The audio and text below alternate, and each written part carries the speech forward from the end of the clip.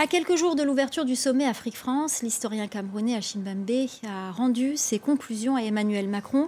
En substance, il appelle à reconnaître les racines africaines de la France. Nicolas Germain est avec nous sur ce plateau. Bonsoir Nicolas. Bonsoir. Alors que dit ce rapport? Alors Achille Mbembe, l'intellectuel camerounais, donc il a participé à une soixantaine de débats dans 12 pays d'Afrique et en France pour écrire ce rapport. Et d'ailleurs, le choix d'Achille Mbembe a surpris certains, puisque avant c'était un grand pourfendeur de la France-Afrique.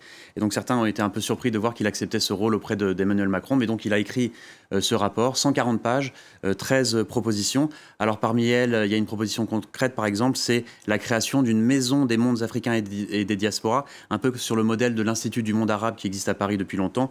Il propose également un fonds de 15 millions d'euros pour soutenir la société civile africaine. Il n'élude pas dans ce rapport les questions polémiques, comme par exemple le franc CFA, les interventions militaires françaises en Afrique ou l'histoire coloniale française. Et voici ce qu'il dit. Il dit « Il souhaite que la population française découvre, je cite, les racines africaines de la France et se libère du mythe d'une identité française exclusivement et éternellement européenne et catholique. » Alors Nicolas, tout ceci est dans le cadre du sommet Afrique-France qui se tiendra ce vendredi à Montpellier. Quelle est la particularité de ce sommet ? Alors, il faut dire qu'il y a des sommets France-Afrique depuis 1973. Depuis 10 ans, l'Élysée préfère les appeler les sommets Afrique-France. Et donc, la spécificité de celui-ci, c'est qu'il n'y aura pas de chef d'État africain. Emmanuel Macron, il a préféré inviter cette fois-ci des centaines de jeunes d'Afrique et de la diaspora, des entrepreneurs, des activistes, des artistes, des sportifs. Et il va débattre avec 11 d'entre eux, donc vendredi à Montpellier, dans le sud de la France.